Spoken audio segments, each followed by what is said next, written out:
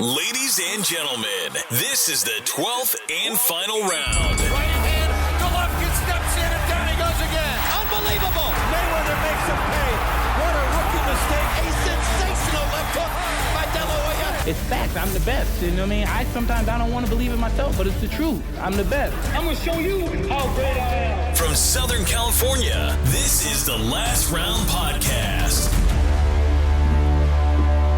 Welcome back to another edition of the Last Round Podcast, episode 102. Back again. I'm Danny Z with my co-host Michael Shepard. How's it going, Mike? How have you been this last few days? Just living the dream, like I just said to you and Andy. Just treading water through life during this coronavirus, I guess. So obviously, if you're listening to the audio portion of this podcast, you heard Mike just mention a name. He returns. It's his second time here on the Last Round. Sky Sports Andy Clarke joins us again. How's it going, Andy? Yeah, good. Not too different from yourselves. Just kind of biding time, waiting for things to change. Nothing's really changed, to be honest, since we last spoke to each other. It's kind of the same. Just beginning to wonder when we will have anything different to report. But hey ho. But everything's going well in terms of your health, family's health, safety. Everything's going okay.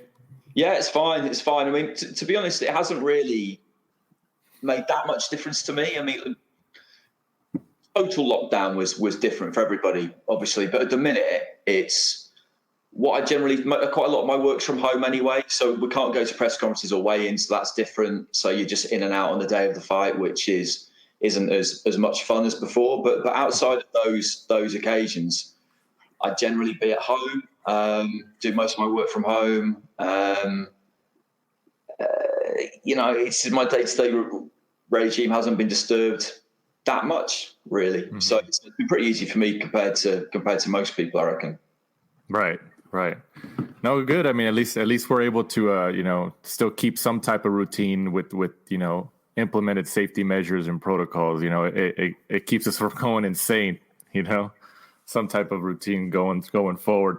But just jumping into this week's topics of the show, we wanted to start with judges and scorecards. I mean, obviously you've been at a lot of events working for Sky Sports and over the years, and especially across in the UK.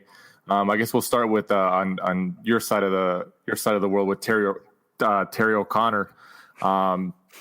I know there was Mike had sent it to me that they had ruled that there was no, he didn't do anything wrong or something like that. I forgot what the verbatim verbiage was, but just kind of give us your initial take when you first heard about that. What was your initial reaction to that, Andy? Well, I was there. I was at that fight night, and when I saw to kind of deal with the picture that came out, which people immediately said was him looking at his phone. I saw what everybody else saw. I saw the same picture that everybody else saw, and I didn't comment on it. But if I had, what I would have said was, and that there was no possible way that he was looking at a phone. The British Boxing Board of Control officials, people can say what they like about them in terms of how they interpret a fight and interpret and their cards, and we'll get to that in a sec. But for me, there was just never any possibility that he was looking at a phone during the fight. They would just never, ever do that. I've never seen any official do that at ringside from anywhere. The card itself, I was just watching. I did the first three fights, so I was just an observer for that one, like everybody else. And it was a strange fight in that not very much clean was landed by anyone, really. I was aware that Vasquez was hitting a lot of gloves, but some of his punches were getting through, whereas Ritson wasn't throwing nearly as much. And very little of what he was doing was getting through. If it had been the case that you've got one guy beating up the other guy's gloves, the other one being a lot more selective, but actually landing some solid shots, then that would be different. But it wasn't like that. Ritson, from where I was sitting, just didn't get through with enough. And you could see from his face afterwards that Vasquez did get through with some of his punches. So I felt that Vasquez won the fight quite clearly. it was an odd watch because I just couldn't understand why Ritson didn't up the tempo and do more. It seemed perfectly possible that he could, but he didn't. And the corner were telling him that he was winning, and we all thought he was losing. But the DAZN commentators, Alex Arthur, who I know Alex, I've got a lot of respect for Alex. He called it the other way. He thought that Ritson won the fight clearly because Vasquez was backpedaling and running. I think he described it as, and for that reason, he felt that Ritson won the fight. So it was a bit of a surreal experience all round, to be honest. But in terms of the border control, I think another thing that people didn't really understand was that when they called him in to speak to him, it was only ever going to be about what was he looking at? Was he looking at a phone? That was what he had to explain. They were never going to come out with a statement saying that his scorecard was unacceptable. They don't do that. What they said what may have been discussed behind closed doors could be another matter because they deal with it in-house. I've been to a seminar with the British Boxing Board of Control where they had like an open forum in the afternoon and they all discussed different things that they'd had to deal with, difficulties they'd had, strange scenarios, things like that. And it was a very kind of full and frank exchange of views. But that's as much access as you'll ever get. And I was only allowed to go to that on the understanding that I wouldn't report it and there were no cameras or anything like that. It was just me. But they were never going to turn around and say categorically that his card was wrong. They just don't do that. And another thing to bear in mind as well is that Michael Alexander scored it for Lewis Ritson too. He had it 115, 113. Marcus McDonald had it 116, 113. I had it 117, 111 to Vasquez myself. But it was really odd. It was just really, really odd because the corner was so convinced that he'd won. I just wonder what it would have been like if there'd been a crowd, because if there'd been a crowd, would people at ringside have been telling Ritson's corner he's losing? I'd have thought they probably would be. So that just struck me afterwards that was one circumstance with there being no crowd that it might have made a difference if there had been a crowd. But the board were never going to come out and censure Terry O'Connor's scorecard. They just don't do that. That hearing was purely about what was he looking at. And hopefully it was just his... You shouldn't keep a running score. That's another thing. So people were talking about a scorecard. The only thing he should really have in his hand would be his slip for that round because you're not supposed to keep a running score. That was the only thing that I thought when I saw that. I thought, there's no way that's a phone because there's no way you do that. But yeah. Andy, is there any rules on the books from the British Boxing Board of Control that says you can't have electronic devices or anything like that when you're judging especially a professional fight? I mean, I would think there would be something in the rules and regulations side, no? There probably isn't, to be honest, because I think they would see it as being incredibly obvious that basically throughout the fight, all you do is you watch the fight and you keep your eyes fixed firmly on the fight. It would be exactly the kind of thing that they would feel that they don't need to say, that they just do not need to say. And that's why immediately I just thought, that's not a phone. I mean, I know it looks like a phone, but that is not a phone. I would have bet my life that it was not a phone. I doubt that they've got anything that specifically instructs judges about, what they should and shouldn't do. If you look through rules and regulations generally, actually, there are very few, it's not a painting by numbers job to judging. They don't, people think things like, if you take 2 points for the same thing, if they then offend the third time, same offence, then it's 3 strikes and you're out and you must be disqualified. That's bullshit. That's not a rule. That doesn't happen. It can happen, but it's not a rule. There aren't that many rules and regulations in there that deal with what you must or must not do in certain situations. There just aren't. So there won't be. I'm sure there won't be because they would just regard that as being just a given that they won't do that. Andy, from your experience, typically, since being ringside, doing the commentary for Sky Sports for so many fights now, like typically, what do you see that's around the judges who are scoring fights? Like, is it just like a pen and paper, or is it like, what do you typically see around them from your experience? Yeah, that's it. They generally got a pen, and they'll have their little pad of slips, one per round. And that's it. They'll just lean on the apron and watch the fight, write down their score. The referee will come round and collect it. I have once, because generally where we commentate from, you're right behind the judge. You're there just kind of in front of us to our right-hand side normally. And I can't remember who it was. I genuinely can't, but it was an overseas judge. I see one keep a running score, just have an extra little bit of paper noting down how he'd scored previous rounds. I remember looking at that and just nudging Matt, I think, and just saying you shouldn't be doing that. Because, you spoke every round, it's 12 individual 3-minute fights. That's how you do it. You shouldn't be doing that. You can do it in your head. It's not rocket science, I suppose, to think, okay, the last really close one I gave to Danny, the next really close one I'll give to Michael. You can, and people definitely do that. But only once have I seen someone with a kind of like extra piece of paper that they shouldn't really have. Mm-hmm.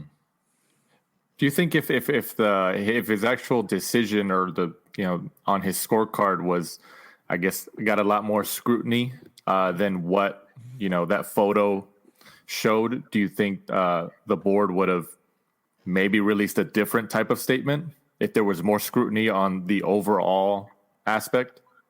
No, I don't. It's just the way they do it. They trust their officials, and they realize that boxing is a subjective sport, and that sometimes somebody will get something that the public disagrees with. Robert Smith, the secretary, gave an interview the next morning where he was possibly a little bit too dismissive of fans generally. It was one of those kind of occasions where everybody seemed to agree. And we know that people can be led by commentary a lot of the time, but UK fans, are probably the same in America, UK fans are they're hard on commentary. They a lot of the time they don't agree, and they're perfectly happy to say they don't agree. They've got a lot to say about it generally, and everybody seems to agree with the commentary that night. And like I said, DAZN was different. But no, I don't think they would. They were never going to, as I said, they were never going to come out and say, Terry O'Connor's card was wrong. They just don't do that. They never do that. So also on that date, at least over here on our side of the world in the United States, we had the Lomachenko-Lopez fight.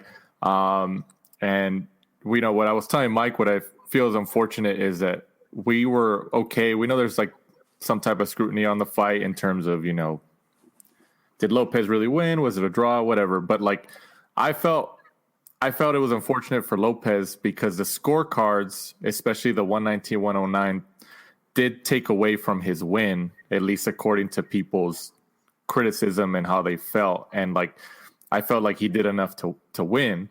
But there was a 119-109. Obviously, that was the biggest, the widest one, which if you kind of break it down, it was only one round for Lomachenko, and that was given by Julie Lederman.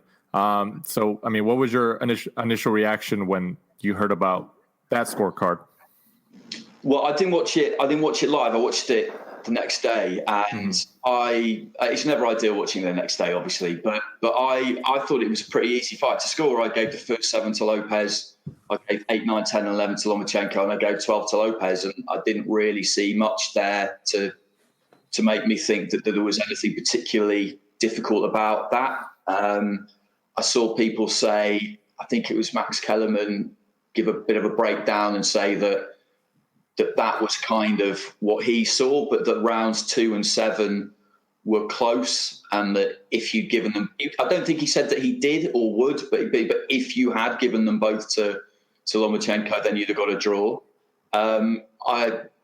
He's right. If you had given them both to Lomachenko, you would have got a draw. But out of those first 7 rounds, 2 and 7 were the closest, but I still thought he won them. I think in a fight like that where you've got a favourite, and Lomachenko was a heavy favourite, I thought he'd win. Right. Then if the other guy starts just racking up rounds and just keeps racking up rounds, people get a bit kind of nervy almost. And this is what judges are paid. This is why they're experts. And this is exactly what they shouldn't do. And they didn't, because, what was it, 116, 112, 117, 111, 119, 109. They just kept giving those early rounds to Lopez, and they were right to do it. But I think a lot of other people watching would just think, this can't be right, can it? This can't be right. Surely this can't be right. Through 7 rounds at Lopez is 7-0 up. This isn't like, come on. And they'll just look for reasons to give Lomachenko rounds. And so when you've got a close-ish round, like 2 and 7 were, they've just given to him because it just seems weird to have him 7-0 down. But if that's what happened, that's what happened. The 119, 109, yeah, I didn't see that. And I'm not saying we shouldn't scrutinise cards, because we should, but so long as the right person wins, the right person gets it, that is the main thing. And the right person definitely got it. I couldn't see any argument really for anything other than a Lopez win. And it was a terrific performance. Like you said, it was absolutely massive to go out there and do that. And another thing that always happens in these situations is that when you do have a heavy favourite and they don't perform in the way that you expect them to, the inquest is immediately about, what did they not do? How did they manage to lose? Rather than, what did the person who won do? How did they manage to win? They always look at it that way around. They think, Lomachenko must have underperformed then. What was he up to? Why didn't he start sooner? And he didn't start sooner because Lopez didn't let him start sooner. It's as simple as that. You've got to give credit to the winner. And you see it again and again in fights like that. You know, you have a heavy favourite and they don't win. When you have a situation like that where they don't win, everybody just talks about, what did they do wrong? They must have thrown it away, surely. But that's not what happened. We agree with you in terms of saying the right guy won. So which ultimately that over the overall decision, the overall outcome, gives it to the right fighter, which is great. But then there's also instances in the past, just to name a few, like if you kind of with Pacquiao, especially with Pacquiao Bradley 1 or Pacquiao Horn, who obviously those two fights had a lot of scrutiny, and people felt that Pacquiao edged it, depending on how you want to look at it. And then Mike had mentioned also the Tyson Fury, Deontay Wilder, the first fight. There was a lot of people who said even though Tyson Fury was knocked down in the 12th round, he was outboxing Deontay Wilder that whole fight leading up to that last round. I kind of going back to my original point, we agreed that it's good that Lopez got the win, the right guy won. But don't you think that judges should be held accountable in a sense, even whether the right guy won or lost, regardless, kind of just separate those two facts? Yeah, ideally, yeah, I do. I was asked about this at Boxing News during the week, and I said it'd be better if there was more accountability, that suspensions and demotions were a real thing that actually happen. If you perform poorly, you don't get a big fight for a while, or however you want to do it. Because in that first Wilder Fury fight, the 115-111 to there was a 115-111 to Wilder, wasn't there? I think it was. I believe so. Yeah. Yeah. Well, that's like, come on. That's 7 rounds to Deontay Wilder. Never in a million years. And there've been other cards. Like that. Canelo, Triple G, the 118-110. There have been plenty of examples, like you said, that the Bradley Pacquiao fight, particularly as well. And absolutely, you do want sanctioning bodies or governing bodies to hold their officials to account, but who's going to make them do it? That's the problem. It goes back to the same thing in the end, doesn't it? Always, that we don't have an overarching commission in boxing that's in charge. And I remember me and Matt Macklin, our Sky colleague, talking to Thomas Hauser about this last June when we were over in New York for AJ Ruiz, and he said, well, the problem in New York is because it's a state he knows best, that there are everybody knows who the good judges are, everybody knows who the bad judges are, but at the same time, bad judges still get jobs, they still get gigs, because a promoter can get a bad judge involved because they know that they enjoy being there and they enjoy a night in a nice hotel and a trip to New York, and the quid pro quo is that if it's in any way close, then the house fighter will get it. And that's until there's something happens to stop that, then we're really kind of stuck where we are. And I do think that the Border Control here, they do look at things closely. People don't think they do, but I think they do. But Are the state commissions going to do it? Are the sanctioning bodies going to do it? Who's going to do it? That's the sad reality of it. But you're right. I mean, I'm not saying we should just accept it, but it's boxing. You know, it's a perfect phrase, isn't it? It's boxing. I mean, you know, I just wonder sometimes, does this happen in other sports with judges? Does this happen in like figure skating and gymnastics and synchronized swimming and diving and all the rest of it? I don't know the answer because I don't follow them closely enough. UFC, I don't even follow that closely enough to know. You may well. Does it happen in other sports with judges? I can't believe it doesn't. I mean, it must do. But in boxing, it does seem to happen quite a lot. Mm-hmm. Right. No, you're right. But, you know, just kind of moving on, since we kind of hit that topic on, you know, into the ground, as we talked about a lot last week as well. Also, this past Friday, actually, the 23rd of October, from the Azteca TV studio in Mexico City on DAZN, the super flyweights came back. I guess this is another version of the superfly card that we had out here in LA typically. Juan Francisco Estrada got the 11th round TKO over Carlos Cuadras.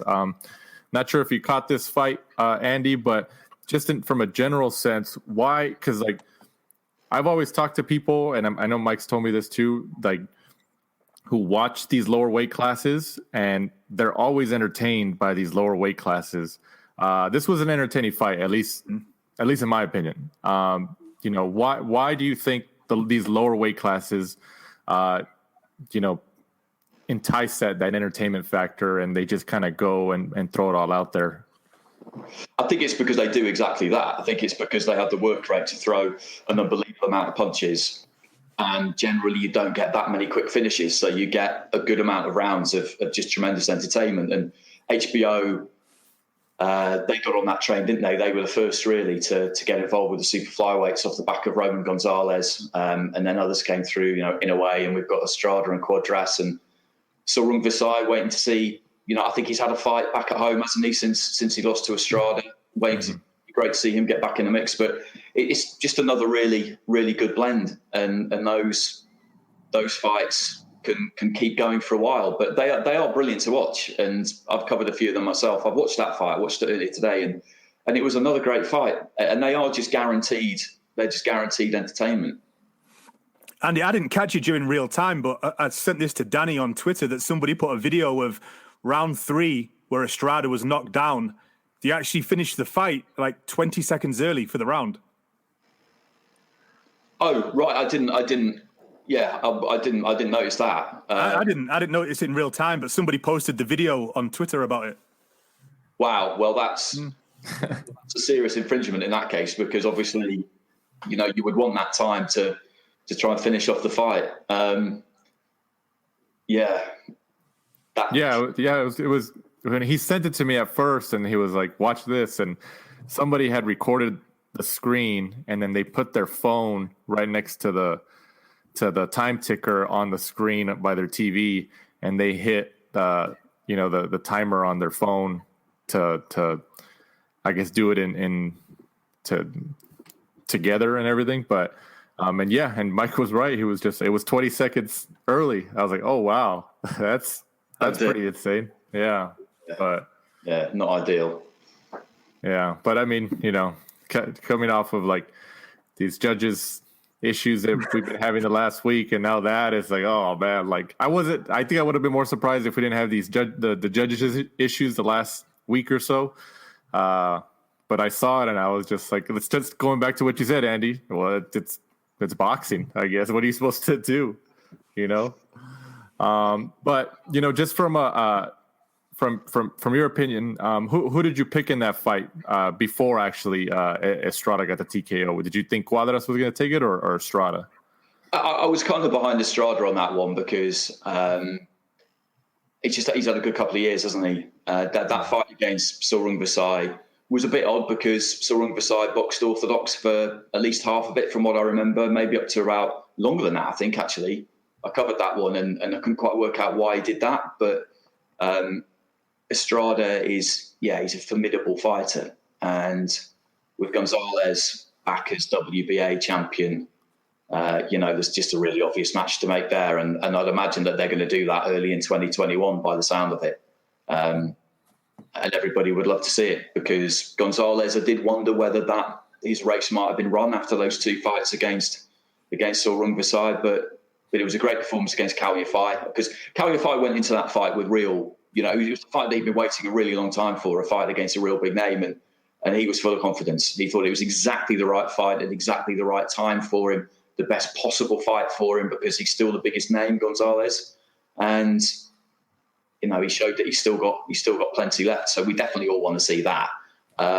And Julio Cesar Martinez, who has been a little bit of a favourite of mine for a while now, since seeing him against Andrew Selby, really, because Selby's a terrific fighter.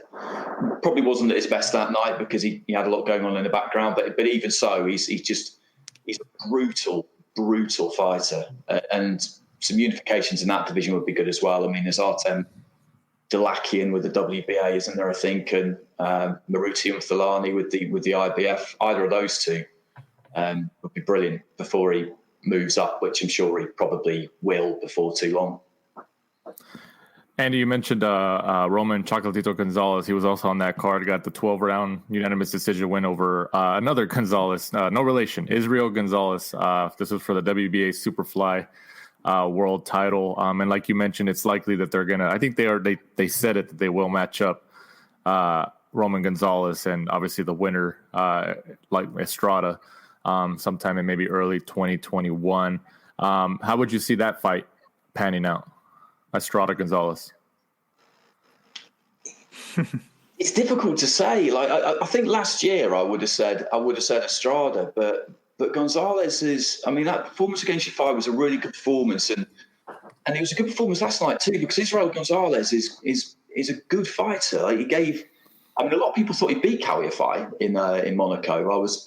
I called that fight, and it was definitely close. So he's enjoying a bit of a renaissance. Roman Gonzalez. I would probably still pick Estrada in that, without any particular confidence, but I would be very confident that it would be a really, really good fight, and maybe the kind of fight you would see. We would, be the start of a couple of fights they might have at this point. But yeah, that's definitely going to happen, isn't it? Early next year, I thought, as soon as they can get it done. Do you think Chocolatito can find that rhythm that he was in just like 5 years ago, where there was a lot of people who had him in arguably their top 2 pound for pound fighter in the world? Do you think? But then he, like you mentioned, he had the losses to Sor Rungvisai, which obviously was a big setback for him. But the last year or so, like especially after this past weekend's win, he's definitely back in the mix with the world title, especially. Do you think he can find that rhythm again and get back to the top of the division and maybe the top of the, imaginary pound for pound list? I think age is definitely a thing with him, or at least it looked like it was, because he's had a lot of fights, and generally in that weight division, he's old for that weight division. Traditionally, he's old for that weight division. I do think Estrada, like I say, not with any great confidence, but if I had to pick one of them, I would pick Estrada to beat him. It's been great to see him do what he's done in his last couple of fights, but I don't think he will be able to replicate what he was capable of 3-4 years ago. I think that second defeat, those 2 fights against Sor Rungvisai, like the first one was really, really hard, and the second one was just a pretty chilling knockout. And that does something to you. I think that takes something away from you. And with someone like Estrada, who's very seasoned, very kind of battle-hardened, I think that'll probably be a bit too much for him. But it's been good to see him come again, because I think it would have been bad if that had been the end. If the last thing we saw of him was that stoppage against Sor Rungvisai. I don't think we really wanted it to be over at that point. You just want them to finish having made a load of money and in good health. That's all you ever really want. But sometimes with someone like that, you don't want to see them go out like that. But I would pick Estrada. Also on that card, like you mentioned earlier, Andy, Julio Cesar Martinez gets the second round TKO over Moises Gallegos for the WBC flyweight title. When we had Eddie Hearn on our show in Phoenix, Arizona, just after the Jacobs Chavez Jr. fight, Eddie Hearn's a big fan of Martinez. He's a big fan.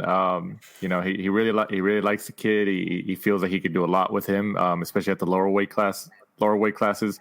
What do you think about his performance and then him, overall potential going forward? Yeah, I mean, he took care of business last night, which I definitely expected him to. I just really like watching him. I mean, we saw him against Charlie Edwards here on the Lomachenko-Campbell undercard, and he was winning that fight. Charlie had struggled to make flyweight again, which I think was a factor. He didn't want to go on about it too much, but we could see during the week that it had been difficult for him. It's always going to be hard to make that weight, but Martinez was well on top in that fight, and he just had a rush of blood to the head and hit him with a body shot when he was obviously down, which the referee didn't see originally, and then Mauricio Sulaiman stepped in and declared it no contest on the night, which was a big talking point at the time, but really that would have happened anyway. 3 weeks later, they'd have gone away and looked at it, and that's what would have happened anyway. So he just kind of circumvented all of that, and he's just a very, very exciting fighter to watch. That fight against Rosales was a good fight. Rosales is a tough fighter, and he just broke him down and beat him up. And it's going to take a fairly special fighter to avoid that happening to them. I think he has a look around in that division, and there's not that many really big fights to be had. Dalakian, I don't know loads about. I know that Charlie Edwards and Sonny Edwards have been out sparring him. Ukrainian fighter, Umsalani, South African fighter with Colin Nathan. He's a road warrior. He'll go wherever. I think he would take that fight probably if they can get that done. But I don't think he was hang around there too much longer. I think he just wants one more fight there, see if he can unify. Not particularly bothered probably against who it's against, and then move up, because that super flyweight division, like you were saying, is hot still, and there is some money in it, and that's what it's all about for them, isn't it? It's prize fighting. They want to make as much as they can make, but he's just brilliant to watch, and that is always going to make you very appealing for a promoter. Right. Yeah, I remember that's what Tom Loeffler had told us before too, when he was on the show, and then when we've talked to him at events, he had, because he was, at least to bring it to HBO and pitch it to them to say, hey, these super flyweights, they could fight, and I think he had said that HBO at first was like, well, they don't really have any names, but Tom Loeffler had sold them like, no, but it's entertaining. He's like, just give them a shot and people will be entertained. And I mean, you could see that just how many, Mike, how many super flight cards did he put on over here in LA? 3. Was it 3? I think 3. I think he had a plan for one more, but I think that's when HBO was kind of going down and they kind of told him no. But yeah, you're right. I mean, they might not have the name recognition of like the heavyweights, for example, of course, or maybe even the lightweights at Lomachenko, like Lomachenko Lopez, but they're definitely entertaining to watch. So to a casual fan, you should keep their attention for a pretty good amount of time. But moving on to probably what everybody tuned in for, this upcoming Saturday, the 31st of October, from the Wembley Arena in London, on Sky Sports and DAZN. Sky Sports pay-per-view, right? Yeah. Right? Sky Sports pay-per-view in the UK. Alexander Usyk, 17-0, still remains at the heavyweight division, goes up against, at least in my opinion, up to this point, at the heavyweight. It'll probably obviously get tougher as he goes forward. His toughest test in Derek Chisora, who is now trained by David Hay. Give us your initial take on this fight, Andy. I've always really liked this one from the time they made it, because it's been frustrating for Usyk since he moved up to heavyweight. He was supposed to fight Carlos Takam in May last year, and then Takam got injured. I thought that was a great first fight at heavyweight for him, really, really sort of ideal fight. Then it got put back to October, and he was supposed to be in with Tyrone Spong. and then he failed the drug test. He ended up with Chaz Witherspoon at short notice, and it was a glorified spar, really. No disrespect to Witherspoon, but he, full credit to him for taking it in a few days, and we didn't really learn anything. He weighed in at 215, I think, so 15 stone 5, which was pretty much where we thought he'd be. The mobility and the speed still seemed to be there, but we didn't learn a lot, like I said. And against Chisora, we definitely will, because you look at his resume, Derek, and he has lost quite a lot of fights. He's lost 9 fights, which is a lot for somebody who keeps getting big fights. But, 2 against Tyson Fury, 2 against Dillian White, 1 against Vitaly Klitschko, 1 against David Haye. He got a terrible decision against Robert Helenius for a European a while ago. So, yeah, 1 was Agit Kabayel in a pretty abject performance. But he's just, when you think he's finished, he always manages to pull something out of the bag. And if Usyk isn't really big enough for heavyweight, then we'll find out. Chisora will find that out. And he does seem to be getting better as he gets older, because I think he's buckling down to the training a bit more. You described him as being trained by David Haye there. We don't really know who's been training him, to be honest. For his last fight, he had Dave Colwell for a couple of fights, then Dave couldn't commit to coming down to London. Derek had been up to Rotherham to Sheffield for the previous couple, Senad Gashi and Artur Spilka. But for his last one against David Price, David definitely had some input. Stephen Broughton was in his corner on the night, but you could kind of tell from talking to Stephen and to Derek during fight week that they hadn't really been doing that much work with each other, because I asked Derek at one point, I've seen Stephen around a lot, but I was just checking on a couple of things with him, and he didn't know his surname. And with Derek, that's not a total indicator of anything, really, because he kind of, he's away with the fairies quite a lot of the time. But we do believe that he's been doing quite a lot of work down at a kind of MMA gym, and I think one of the things they've been working on quite, physicality, basically. Using that extra weight, using that extra strength, making sure that he can't just pivot around him and spin around him, getting up on top of him and pushing him back into the ropes, turning him, throwing him around if necessary, as much as he can get away with doing. And I think that's a pretty good plan, because he is going to be a couple of stone heavier. He's been about 260 for his last few fights, I think, Chisora. I don't see Usyk coming in more than 220, so maybe more like 3 stone heavier, 30 pounds, 40, more like 40 pounds in your money. And that is what he's got to do.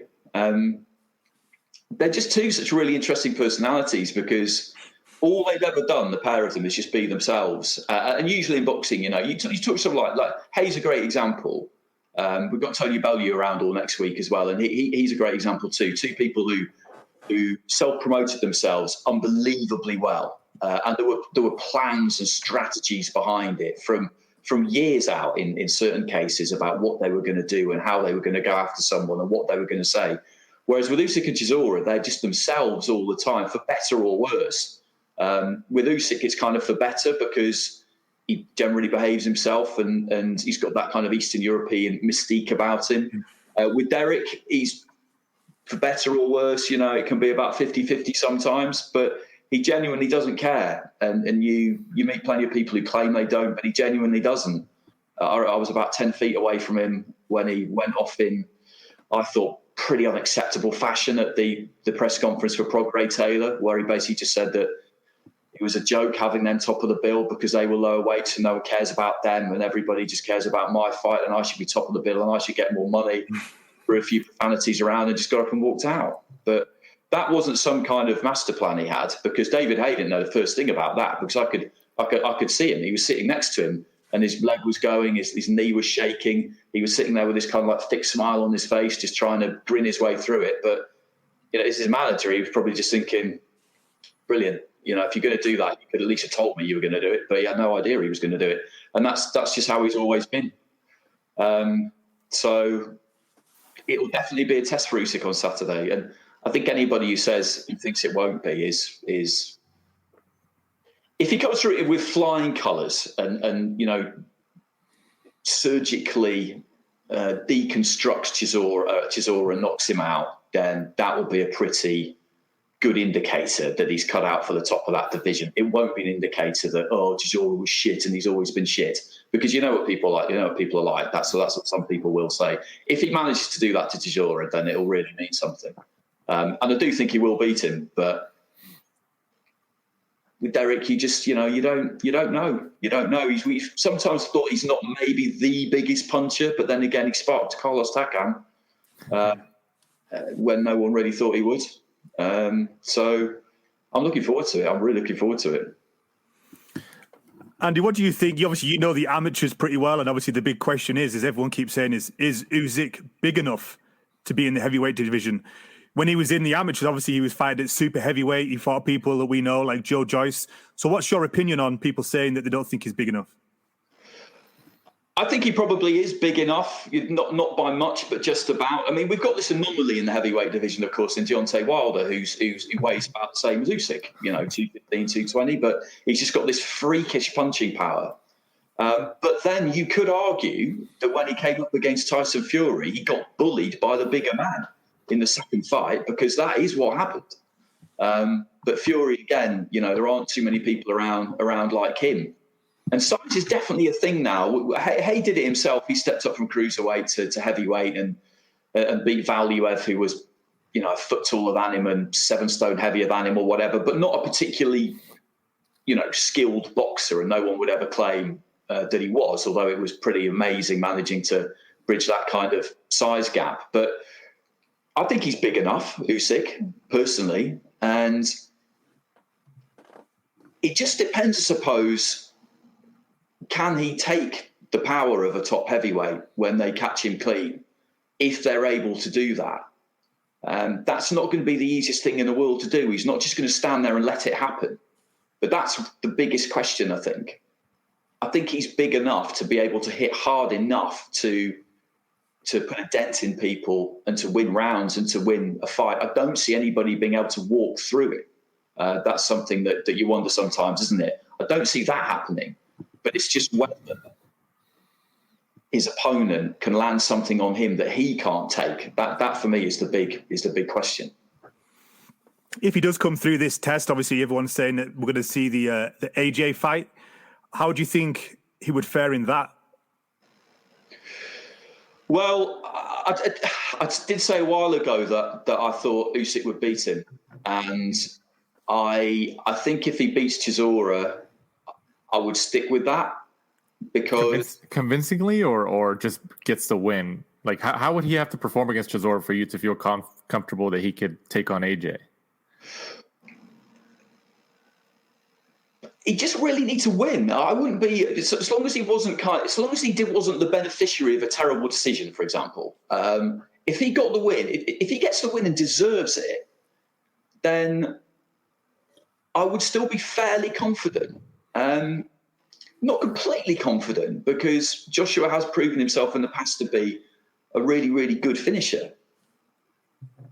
But Usyk has been doing this a really long time, and so has Fury. And that, for me, is the advantage that they have, in that they've been boxing for longer, quite simply.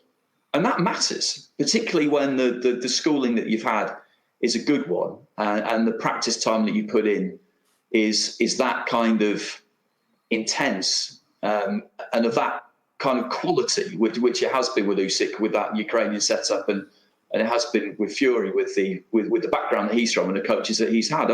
I just think that Joshua has always been playing catch up to an extent, not with Wilder, because Wilder was the same. Wilder started it kind of around about the same time, and I think that what Joshua's done in the amount of time that he's been boxing is absolutely unbelievable.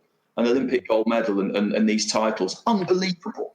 But I just think that when he boxes either one of those two, just simple fact that they've been doing it for longer is going to make it hard for him.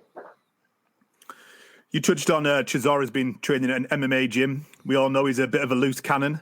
From last time you were on the show, we know that you're a betting man.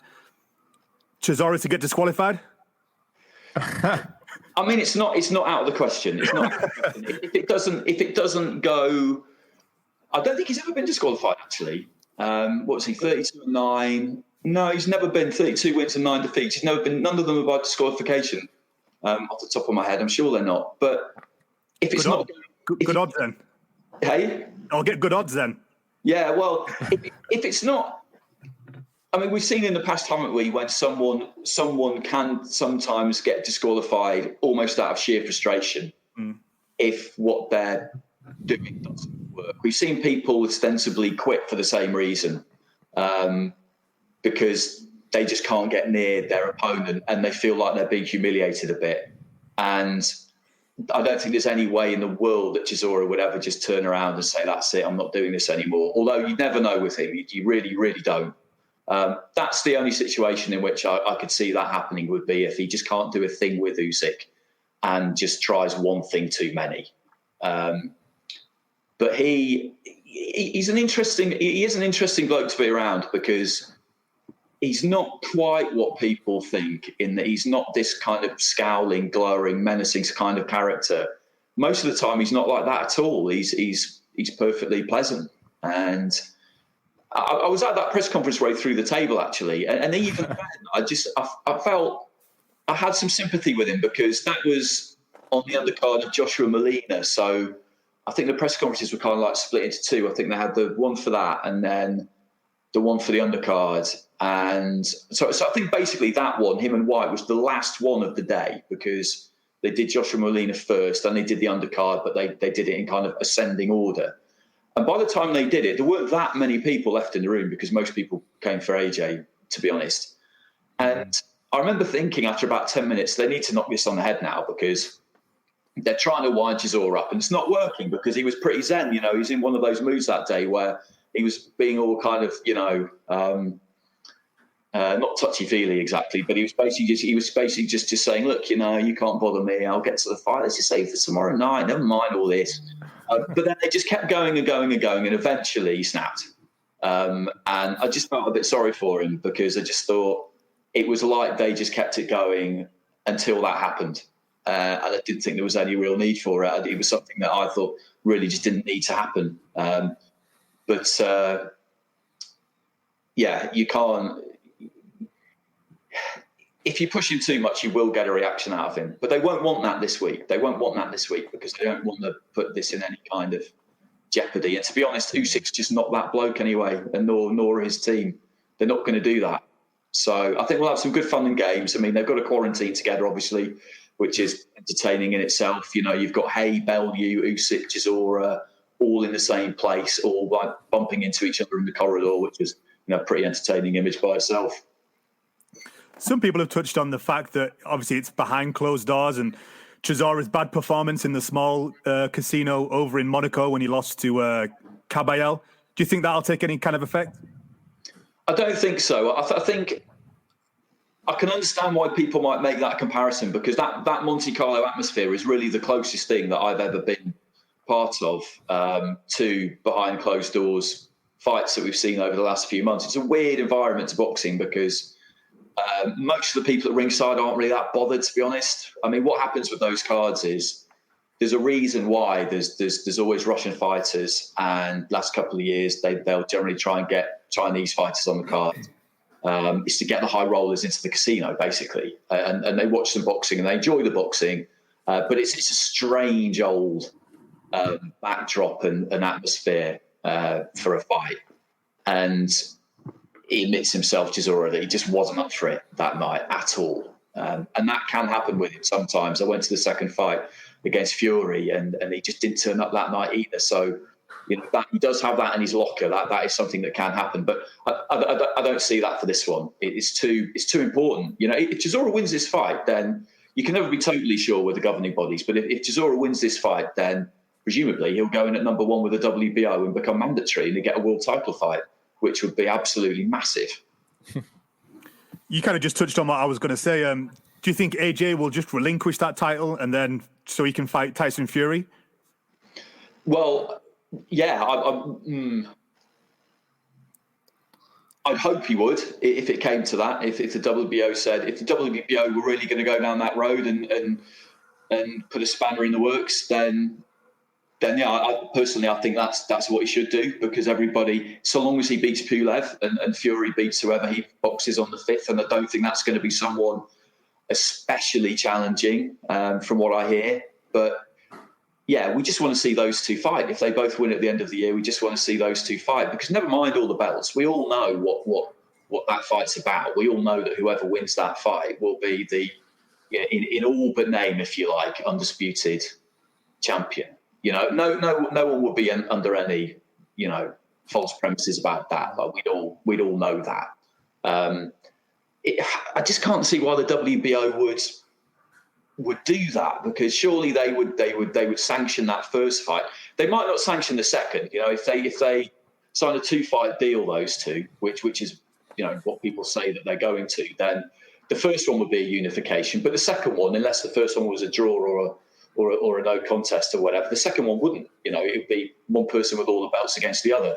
At which point they would probably not sanction that one. But I don't see why they wouldn't. They should sanction the first one, surely. It's like be like the biggest fight for years. I don't know whether grossing wise, money wise, it would be bigger than something like Mayweather Pacquiao. Probably not. But in heavyweight terms, it would be huge, and they'd want that slice of the pie. I'd assume they would anyway. And you talked about Usyk, and you made the comparison to Deontay Wilder, how they're on the lower end of the heavyweight weight class, maybe 215, 220.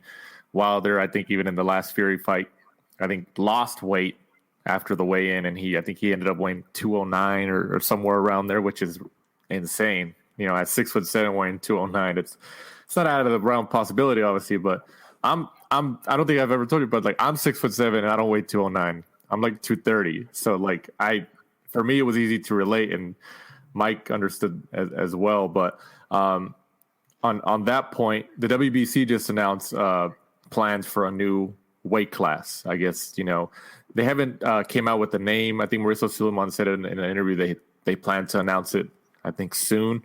But the limit is going to be 224, which ideally would be, in the same realm for somebody like Deontay Wilder or Alexander Usyk. Do you see Usyk or Wilder fighting in that newly created division that the WBC wants to institute? No, because the heavyweight division is the big division. That's the blue ribbon division. That's where all the money is. That's where they want to go. I think it's completely pointless, the WBC trying to invent these new weight divisions. I did hope I was talking to Bellew about this because he was their guy. They spoke to him about it, and what I was hoping would happen would be that they would maybe introduce maybe you could push cruiserweight to 210 and put a weight division at 190, because you see a lot of fighters stuck between light heavyweight and cruiserweight, and that's hard, because if you're too heavy for light heavy but you're not really big enough for cruiser, then you've got a problem because you're stuck in the middle and it's 25 pounds, and that's tricky. But no, they step up because they want to box at heavyweight. I don't think either of those two would have the faintest interest in boxing in that newly created division. None whatsoever. They want the crown. They want to be the king. It's as simple as that. I don't know why they've done it. I really don't. And if the other sanctioning bodies don't follow suit, then what's the point of it anyway? Right. No, you're right. I mean, Mike and I had talked about this off air before, but I mean, like, if for somebody like a Wilder or something who has shown, he doesn't really weigh that much when he fights, but he has unbelievable power in those hands, especially in that right hand. I mean, like, do you think it has anything to do with maybe trying to get Wilder back into some type of, championship realm, or, kind of give him a belt? Because, I mean, obviously, like, if you go by off of the second rematch with Tyson Fury, nobody can disagree that he outclassed him. Tyson Fury he came what he said he was going to do, and he came forward and stopped him. So obviously Fury is the heavy favorite, and the AJ fight's not really, people aren't clamoring for Wilder AJ anymore. It's more of a Fury AJ. Do you think the WBC maybe created that weight class specifically for certain fighters to get back into some type of championship mix? I mean, it's possible. Yeah, they have their favourites, don't they? And they've been known to do what they can to help certain fighters.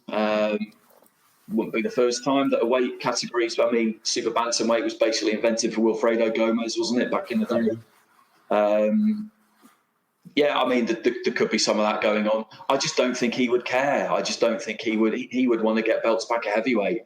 I don't think he'd be interested if they said, "Oh, how about it's obviously a bit too much for you boxing the really big men because Tyson Fury cleaned you out. So how about we invent this division that he can't box in?" I mean, what these fellas are like. He's not going to react well to that. Like if that's the kind of look on it. I've been a bit sort of fascinated with Wilder the last few months, basically because of the way he disappeared, and right. I just wondered what's the word on the grapevine over there as regards that third fight and just him generally, because I did read something the other day about the time limit may run out on that third fight for the rematch, and that could happen. Because it was February, wasn't it? And it could be 6 months to get the fight agreed. And I know we've had a global pandemic, but this is boxing, and unless they've got written into the contract, right. Or he doesn't really want that fight, he's not going to say, "Oh, you know what? Because we've had a global pandemic, I'll make that allowance." If they don't want it, they don't want it. If they don't have to do it, then they won't. I mean, what's going on with it? What do you guys know? Well, I from my perspective, I think that I think everybody agree that saying that Wilder has been silent for a long time now, quite a few months especially. So everybody's just kind of speculating. They don't know what's going on in his head. And then Fury and especially Bob Arum and Top Rank over here come out and say certain things like about the fight or that the contract negotiations, that the deadline is passed.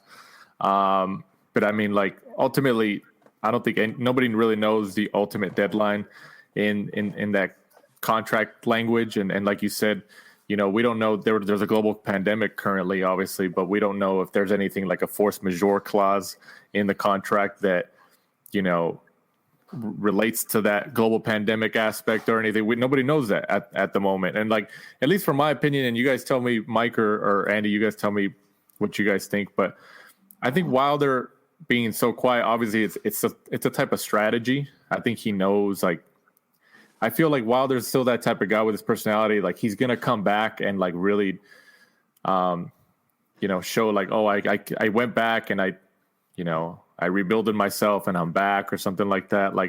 I feel like it's a complete strategy and he's just kind of disconnected for a while. So people he kind of gives off that mystery, what's going on with Wilder? How come he hasn't been talking? I mean, it's just Fury pretty much talking about him, just keeping his name out there. But I mean, that's my perspective in terms of, I think Wilder will just pop up out of nowhere. And I think it's weird that Fury and, Bob Arum or some people at Top Rank have said oh yeah, well, we're going to try to go for the AJ fight.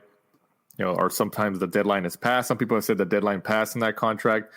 But Wilder's team, I think his manager, I don't know if it's Shelly Finkel still or not, says the opposite and says no, we're still good to go. So, I mean, who technically are we supposed to believe? What's going on here? Yeah, completely. One thing you just cannot see happening is him going out like that. He can't. He has to come back. I mean, a first defeat sometimes can be, it's always going to be really hard to take, isn't it? But right. Particularly when you've had a career like he had, and he would have felt completely invincible. I'm sure he went into that second fight with a lot of confidence that he would win. Even though his ego might have been a bit bruised after the first one, with everybody saying that Fury should have got the decision, I'm sure he still would have looked at it and just thought, well, but I did knock him down twice. Next time I'll knock him down and I'll keep him down. I'm sure that's what he thought. And to be taken apart the way he was, that's going to take some reconciling yourself with, and you've got to find a way of explaining it to yourself, and whether you blame it on Mark Breland, or whether you blame it on the suit you wore going into the ring, or whether you blame it on something else. You find something, don't you? You find something and then just try and put it behind you. But the confusion around it is a bit odd, because they say it's going to happen. Fury's adamant it's not going to happen, and we're told here that he's fighting on December the 5th. But that's definitely happening. And we'll wait and see who that's against. But as for where Wilder resurfaces, I can't. I'm fascinated by it. I kind of can't wait for it, because he's great I really, he's a massive character in boxing, and I haven't been an enormous fan of some of the things that he said. As any right-minded individual wouldn't really enjoy hearing a fighter talk about getting bodies on their record. We can all do without that. But generally, I think he's a very positive force in the sport, because he's tremendous to watch, and he's got a great story. So I really hope we do see him back, and back as a major player again. I mean, imagine if he came back and he knocked Fury out. I mean, it'd be unbelievable, wouldn't it? It'd be absolutely unbelievable. I mean, that division then would just be incredible, because then everybody would have lost. Everybody bangs on about unbeaten records, or O's and all the rest of it. But that would be amazing if he came back and knocked Fury out. It'd be incredible. Just for the good of the division, really. Right. Absolutely. Yeah. Also moving on to that card, Tommy McCarthy, 16-2, goes up against. All right, Mike, help me out on this one. Andy should know it. Go on, Andy. You're doing the card, right? Bilal. It's Bilal Lagoon. So this is.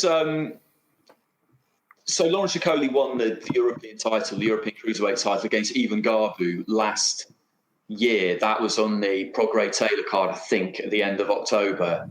And good win for Okolie. And Garbu was training at the Ingle Gym in Sheffield. Good, strong, solid fighter. I think he felt that physically he would be stronger than Okolie, and that's how he would win the fight. And you could see kind of about a round into the fight, or even earlier than that, when they first tangled and had a little bit of a wrestle, that he wasn't the stronger of the two. And a lot of people look at Okolie and think they will be, because he's got that slight Bambi on ice look about him. He's tall and he's kind of quite skinny, really, but he's really, really strong. And from that point onwards, he was never going to beat Okolie. And Lawrence hasn't looked great at cruiserweight. He's had some fights which have not been good to watch. But I think part of the reason is that everybody he's boxed so far, he's felt their kind of physical strength compared to his own, and thought, well, I know how I can win this fight. It's not going to look great, but I'll definitely win. And if you've got that in your locker, how it'd be pretty difficult not to do it. That's my kind of argument with him. I don't think he'll necessarily be able to do that against Krzysztof Glowacki, who he boxes for a world title in December. But anyway, that's a kind of different story. So that's what happened with that title. And Okolie vacated it. So Tommy McCarthy, who I think had been installed as his challenger by the EBU, he's got Bilal Lagoon, who was actually at number 14 with the EBU. And I don't really know how he's got this fight, to be honest, because he's challenged for it once before against Dmitro Kucha, vacant title, and got a draw, but that was 5 years ago. Kucha's a good, solid fighter. I saw him win the title a year later at York Hall against Enzo Maccarinelli. But Lagoon's just not really boxed anyone for the. I think he's had 2 fights in the last 3 years and not against anyone. So I don't really know how he's managed to get this chance. McCarthy was a really good amateur boxing for Ireland, went to World Championships, boxed at WSB a couple of times, was a top international amateur, as in he went to the major tournaments, medalled at the Commonwealth Games, which we get excited about here, but to be honest, the World Championships and the Continental Championships are well above the Commonwealth Games. And he started well as a pro, but then he really kind of just lost his way. He just couldn't get fights. He lost a fight to Matty Askin, but that kind of his stock rose after that, if anything. He was a British title eliminator a few years ago. And then he just disappeared into the wilderness. He couldn't get any fights. Did some good sparring, but just couldn't get any fights. Changed manager, came back, boxed Richard Riakporhe last March, and it was one of those fights where on paper you'd have thought he would win because he'd got all this amateur pedigree and all the rest of it, and Riakporhe didn't have any of that, and he got stopped. And at that stage, I really wondered where he could go. Then he took a fight against Fabio Turchi, undefeated Italian fighter, last year, away from home, away corner. Turkey's team picked him because they thought they'd beat him, that he was a good name, that they thought they'd beat him, move onwards and upwards and all the rest of it. He hadn't been recruited to win. He'd been recruited to lose. And he won. And he deservedly won. Split decision in the end. He's got Katie Taylor's dad, Peter Taylor, in his corner now. And he's got good fundamentals from that amateur pedigree. And there's always been ability there. And he should beat Lagoon. If he doesn't beat Lagoon, then he will never forgive himself, because this is a great opportunity to win a European title. You can't completely write Lagoon off. But, as I say, when you look at what's happened with his career, particularly recently, it is a bit of a mystery as to how he's got this fight. And McCarthy should beat him. It's as simple as that, really. Also on that card, Lee Selby, 28-2, goes up against George Kambosos. Kambosos was actually on one of our bonus shows last week. Mike talked to him for about 15-20 minutes. This is one of the other fights I'm definitely looking forward to this matchup. What do you think about this matchup between Selby and Kambosos, Andy? Yeah, I listened to that. That was a bonus for me that you got him on, because I just started doing my notes. I just started checking him out, and there's a reasonable amount of information on him, but it's always better to hear from them themselves about their journey and the rest of it. And I was a bit confused about the timeline at one point, about when he started sparring Pacquiao and things like that. So Mike cleared that up for me, which was great. Well, whenever you've got an undefeated fighter, it's always, and particularly one who's got some confidence and is articulate and has got something to say in Kambosos, then it's always going to make for an interesting kind of fight. And all the sparring he's done with Pacquiao across, I think, 3 different camps, he's been out to the Philippines, that means something. They've sparred 4 rounds in the wild card, these two, him and Selby, I think 2 years ago. And Kambosos, as Kambosos tells it, Selby was running for his life. Selby's version is different, as you would expect. And Kambosos would win against Mickey Bay, a former IBF lightweight champion. Good win, but a good bit of matchmaking, because 36 Mickey Bay by the time he boxed him, and I think he'd had 1 fight in the previous 2.5 years or something like that. So a great bit of work by the matchmaker. Good name, former champion, but well past his best. So we really don't know how good he is, basically. That's the truth of the matter. He's boxed in America a few times because he signed with Lou DiBella, who, isn't in the habit of signing bad fighters. So he's got some good credentials. Selby was a good champion at featherweight with the IBF, came unstuck against Josh Warrington, moved up 2 weight divisions, and has had 2 wins. The last one against Ricky Burns a year ago on that World Boxing Super Series final card. A fight which I was scoring it for Sky. I had it 115, 113 Selby. I thought he won, and he did get it.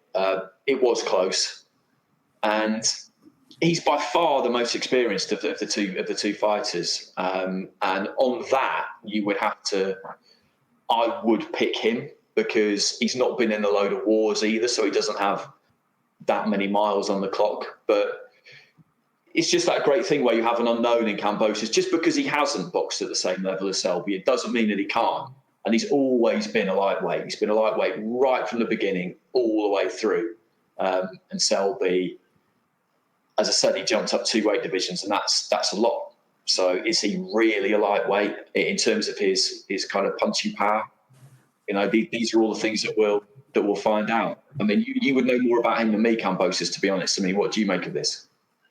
I think it's a real clash of styles. You got Selby, who, he's kind of like fleet of foot, especially when he spars. I mean, I've watched Selby spar, and he's unreal when he spars. That jab he has is just really fast, really accurate. Kambosos seems to be more somebody who's just going to walk you down. But like you touched on, I think even though I think he had about 100 amateur fights, you don't know what he's going to be like. You know, quite a lot of the Australians and New Zealand fighters, when they come over to the US or to the UK, you know, there's a real depth in, you know, the skill level. It just isn't there because of, you know, all the amateur fights they've had. Boxing is not as popular in, you know, that part of the world. So it'll be good to see. I think Kambosos will just come there to fight, though. I think he'll try to walk Selby down. So I think it's going to be, you know, Selby's going to be on the back foot, just kind of pot shotting him from the outside the whole fight. Yeah, I think that's pretty much how that's going to go. It's just whether Kambosos, it's just how good Kambosos is, isn't it? That's what we'll find out. Is he good enough to do that? Or will Selby just be able to outbox him? Because Selby has got very good, slick boxing skills. And Kambosos will have to be good to beat him. And it might be one of those ones that isn't the easiest fight in the world to score if Kambosos has enough success, because boxing exclusively off the back foot, you can win a fight doing that, but you have to outland your opponent quite significantly. And then you just get back to that old equation of you know, trying to work out if you've got one guy who doesn't land as much but lands heavier when they do against someone who lands quite a lot but it's not particularly heavy when they land, then then it's you know, potential for great arguments about the cards. So I can definitely see that with that fight. I can see some big arguments about that one if it's close. Selby has kind of struggled since he moved up, because if you remember his first fight when he fought Omar Douglas. Yeah. He's been massively convincing, but that first one, I could kind of forgive him that because he'd been out for a while, and jumping up 2 weight divisions, it's always going to take a bit. The win against Ricky Burns was a good win because Burns is still a fantastic pro and really dedicated and all the rest of it. But I think when fighters get older, what they lose is they lose their gears a bit, and that ability to put their foot down and really raise the tempo. Burns is still phenomenally fit. He's an unbelievable trainer. But I think you just get to that point where he could probably box at the same tempo for 20 rounds, but being able to really lift it and ramp it up when he needs to.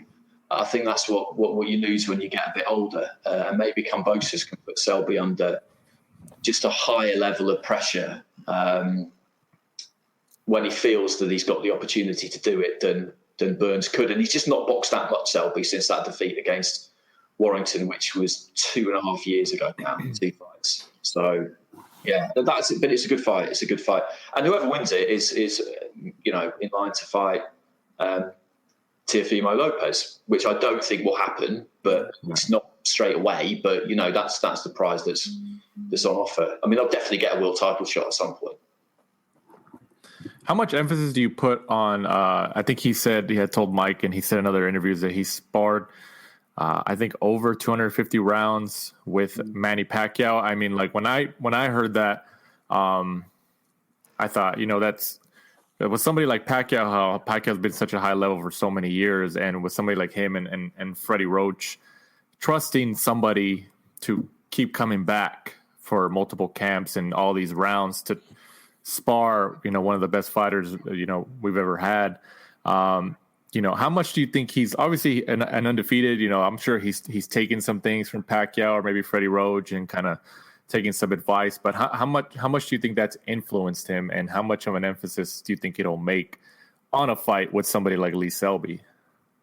I think he'll take a lot of confidence from it. I think the fact that he's presumably done well, because you're not going to keep getting invited back if you're not giving them what they need, giving them the work they need. I mean, you do hear about people getting invited back to spar because, you know, for the fighter's confidence or whatever, because the other guy can just beat them up. But no one's going to allow their fighter to go through 250 rounds of that. You know, there's no responsible manager is going to allow that. So I'm absolutely sure that's not the case. So it's giving him a lot of confidence that he's been deemed worthy to be in that kind of, in that situation. And also it's the little things as well with stuff like that from what I'm told, is that the time you get to spend around that person, that kind of champion, and maybe you get to chat a little bit and you see how they live and you see the things that they do away from the ring. And I'm sure he would have had the opportunity to speak to Freddie Roach. Like I said, I know he's been over to the Philippines. It's not just been in the USA. It's the whole package. It's the whole all-round thing. You talk to people who used to go over and be part of Klitschko's camps, and we've had a few fighters from over here go and work with Usyk, and that's what they say. It's just, it gets you more familiar with their kind of mindset and what it will take to be a champion. I think that's always the big plus for it, really. And moving on for the vacant WBO middleweight title, Savannah Marshall 8-0 goes up against Hannah Rankin 9-4. What's your take on this female fight, Andy? This is a good fight. We were supposed to have this 2 weeks ago in Peterborough, and then Peter Fury tested positive for COVID, so they managed to get it back on really quickly. He retested a few days ago, and he's negative. They'll all test again when they go into the bubble. I think they all go in tomorrow on Monday. So hopefully we don't get any positive tests with that fight or any of the other fights. But Savannah Marshall was a very successful amateur. She won the World Championships in 2012, beat Claressa Shields, still the only person amateur or pro to beat Claressa Shields. She went to London 2012 as a massive, as favourite probably, off the back of that gold medal, because it was earlier the same year, to win gold in London. And she went out early, and she admits that the occasion got to her a bit. She was young, so it's understandable. And she stayed amateur until Rio. Fell just short again in Rio, got a bronze at the World Championships, I think, earlier that year. So it maybe didn't quite do as an amateur what she was expected to do. Then when she turned pro, amazingly to us anyway, she turned pro with Floyd Mayweather. That is as unlikely a pairing as you could possibly imagine, because Savannah Marshall is quiet girl from the Northeast, doesn't really say a lot at all. And Floyd Mayweather is none of those things. It was really strange. It was a bit of a strange one, but that didn't last for too long. There was no acrimony, but it just didn't last for too long. And now she's being trained by Peter Fury. She was going to box for a light heavyweight world title back in April against Giovanna Perez, but we all know why that card didn't happen.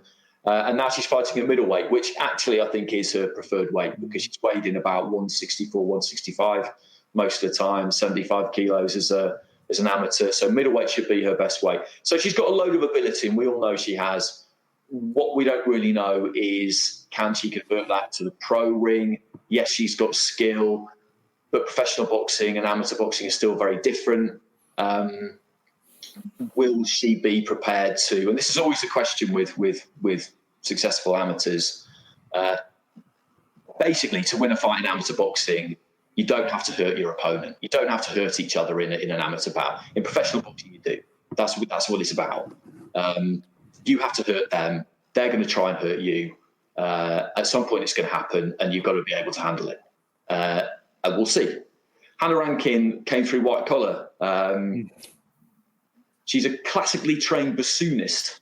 She grew up in the west of Scotland in a small village, which they used to film this kind of Scottish series called Take the High Road years ago. I don't know if I ever had the pleasure of seeing that. It's very remote. I think there were about, I know her pretty well actually. I've been to see her in the gym a couple of times. There were, I think at one point she was the only person in her year group in her class at school. There were like about 20 people at her school. And she did do combat sports young. I think she took up Taekwondo, but then she took up the bassoon, and she's very talented at that, graduated in that, got a degree in that, is a professional musician, and still does that. But she moved down to London to pursue that, went into white collar, did well, got to the point where no one really wanted to fight her, so turned pro. And she's had 2 world title fights already against Alicia Napoleon, went the distance, super middleweight, took it at fairly short notice. And then Claressa Shields at middleweight for unified titles.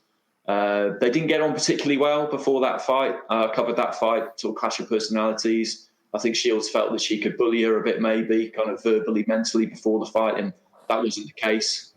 And great friends, they're sparring partners. Claressa's been over to Churchill's gym in London to do camps and clinics, because clinics and stuff like that. She's had some defeats outside of that. She won an IBO title at Super Welter and then lost it in Malta against a good Swedish fighter called Patricia Bergholt. She got put down after about 5 seconds, and it was quite a tight one on the cards, but she lost, and I think she felt that was fair enough. So they've come completely different routes, and they're very, very different people. But I do think that'll be a really good fight, because I've been kind of waiting for Hannah to get on a big domestic show for a while, just so she could show people what she's about. I'll be very interested to see which way this one goes. If Marshall can deliver on her pedigree, then she should win. But she's definitely not going to have it all her own way. And this is their best weight for the pair of them, because female fighters more than male fighters are required to switch around weights more at the minute, because there's not as much depth that we know. But physiologically, they're more capable of doing it anyway.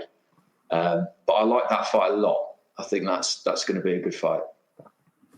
Yeah, I am glad that they were able to reschedule it right away, and that Peter Fury was able to test negative, because I thought, we see all these cancellations, and we come to be accustomed to these cancellations because of the global pandemic and everything that's going on. You see a cancellation, then it's like, oh, it's going to be a couple months out or something. So putting it 2 weeks out, luckily that Peter Fury tested negative, it is good. It's still in people's minds, and they're back on the card being able to fight. So that was really good. Also on this card, Amy Timlin, 4-0, goes up against Carly Skelly for the vacant Commonwealth title. What do you think about this matchup, Andy? Yeah, no, this is a good fight too, because these two it's a Commonwealth Super Bantamweight title. These two are both bantamweights, really, but there's already a Commonwealth Bantamweight title of a Scottish fighter called Kirsten Fraser, so they both agreed to step up a weight. They're both undefeated. Timlin's 4-0, Skelly's 3-0, I think. Big age gap. Timlin's 20, I think. She's trained by Kieran Farrell, who was an ex-pro. Doing well as a trainer and promoter now. She's managed by Dave Caldwell, who has got her on this card, basically. Has got this fight on this card, because it was supposed to happen in August, then early October, and now it's been switched. Didn't have a great deal of amateur experience, Timlin, but she did pick up a world title as a kickboxer. And people who've seen her rate her. Skelly's older. She's 33, I think. Has always been an athlete. I think she was track, basically, or sort of middle distance running, I think. And she got an injury, which meant she couldn't really do that to the level that she wanted to anymore. So she took up boxing and quickly got to an ABA final, boxed for England. So she's got a good kind of pedigree behind her. She's got a good team in her corner as well, from the Everton Red Triangle gym. So they've both got good backing, good credentials. They've boxed a couple of the same people and both taken them the distance. So there's not really an awful lot to tell between them, to be honest. But I just think it's a good match. And again, we expect another good fight. We've seen a lot of good women's fights in the UK in recent times, because they've been good matches. And I expect this. I expect this to be another one. You can't really say with any certainty what's going to happen, given what they've both done in their pro careers so far, because they've both just been in fights they were supposed to win and they won them. Right, absolutely. Also on the card, Dave Allen, 18-5-2, goes up against Christopher Lovejoy. What do you think about this matchup, Andy? Well, I mean, I'm hoping you lads can fill me in on Lovejoy, who I've become slightly obsessed with since this match got made a few days ago, because I know all about Dave Allen. We've had him on Sky shows plenty, and I'm sure people listening know a good amount about David Allen. Very entertaining character.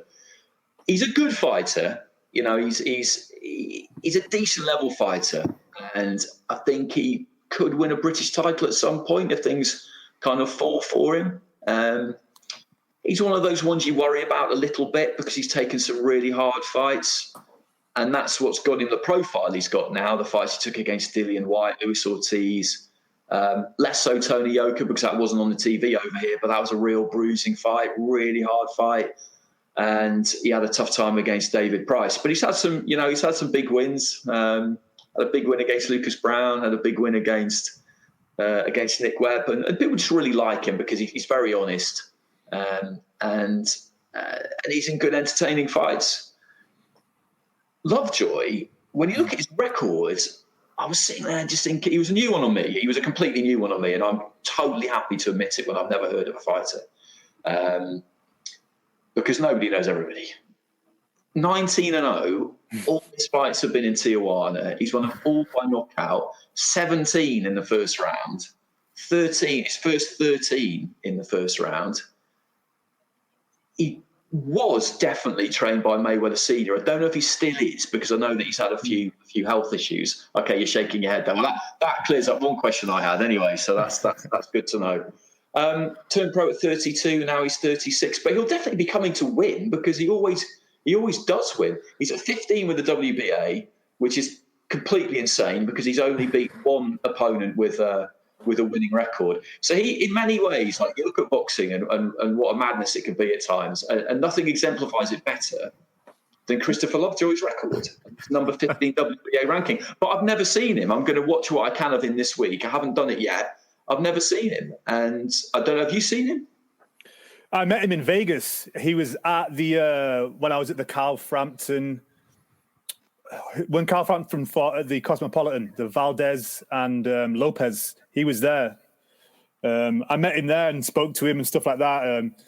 He's kind of just one of those guys, I think, who just tries to pad his record in Tijuana, just on the beach, those fights that they have where pretty much you just pay to fight and you win. Right, in Tijuana, do you know? Say again, sorry? Do you know why he only fights in Tijuana?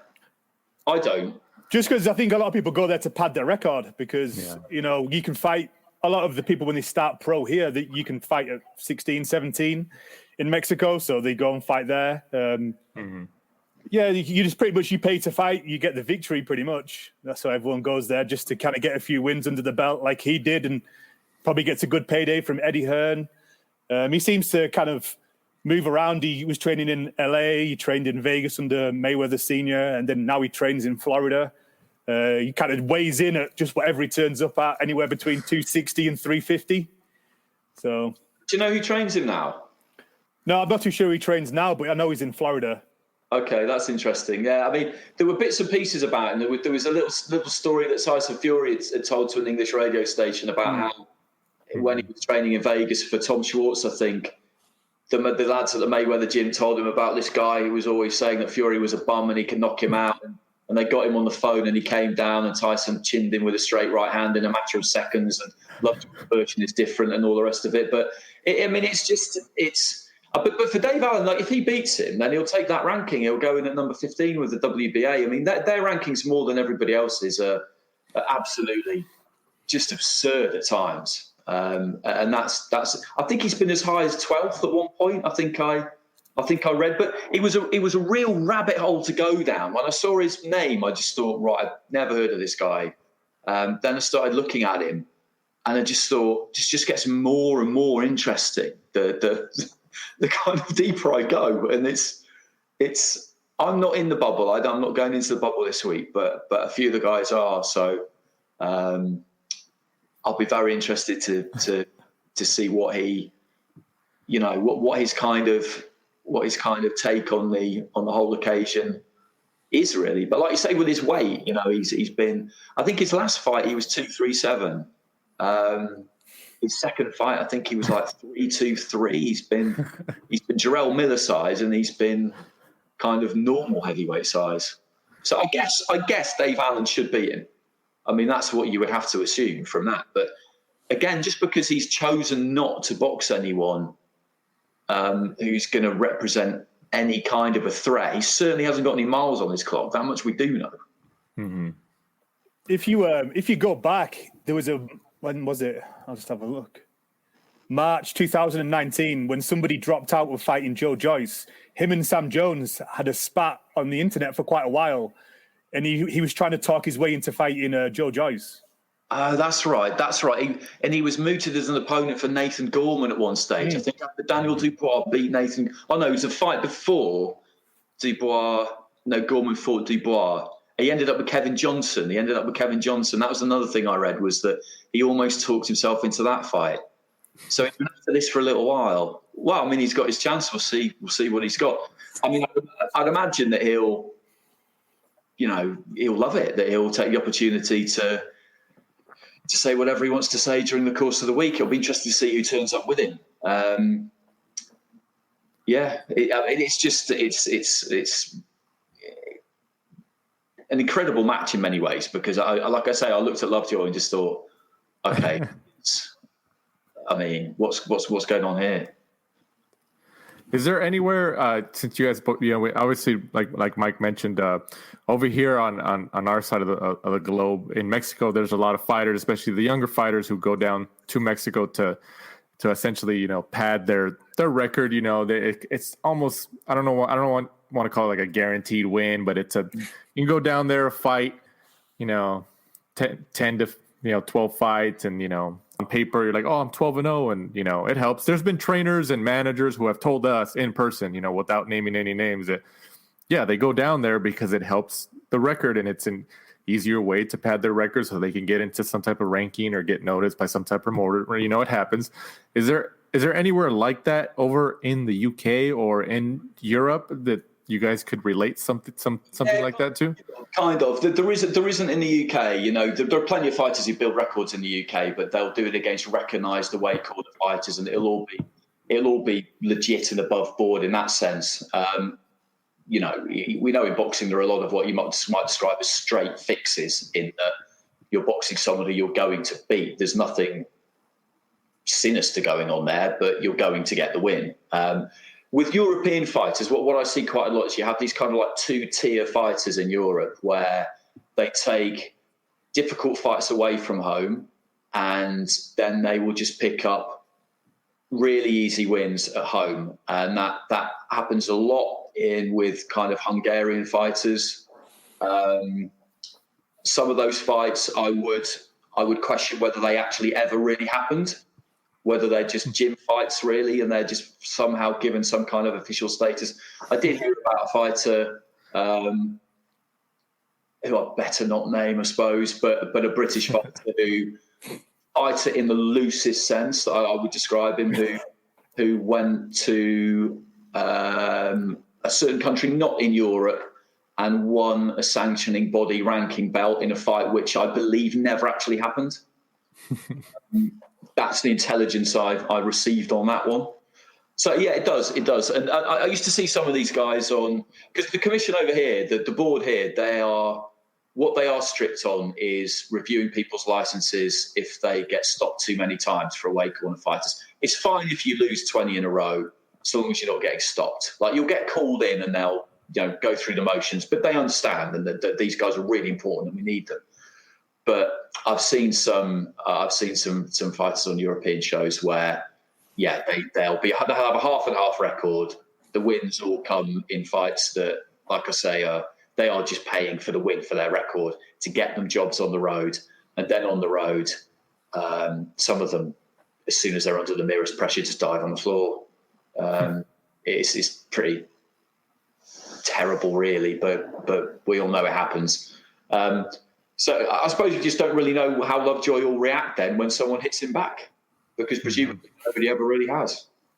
No, exactly. Yeah, I think he's just done that, pad his record, try and get the biggest payday he can, and then, like you say, he'll probably go back to Tijuana, and he'll end up as 30-1, and then he'll get another big payday. Yeah, probably. Yeah.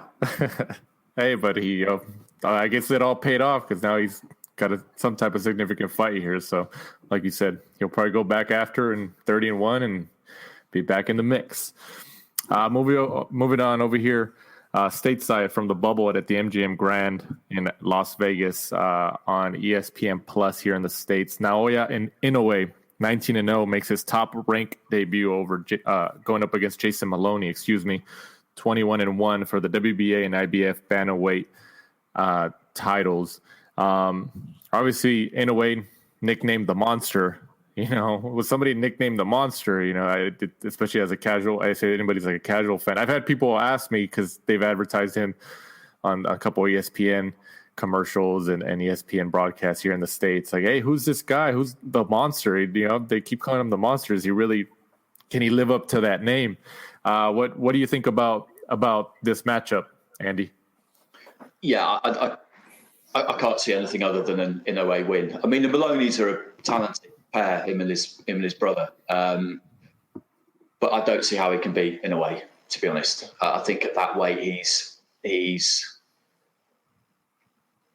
the number one. I mean, he won the World Boxing Super Series, and the fight that I would really have liked to have seen in the Super Series would have been him against Ryan Burnett, because Ryan Burnett was beating Nonito Donaire when he got his injury, and unfortunately he then had to retire, because I've covered Burnett quite a bit, his 2 world title fights. I'm not saying he would have beaten Inoue, but he's a very clever fighter, very experienced fighter, tough, and I'd like to have seen that, but we're never going to see it now. And I don't see Inoue having any particular problems there, to be honest.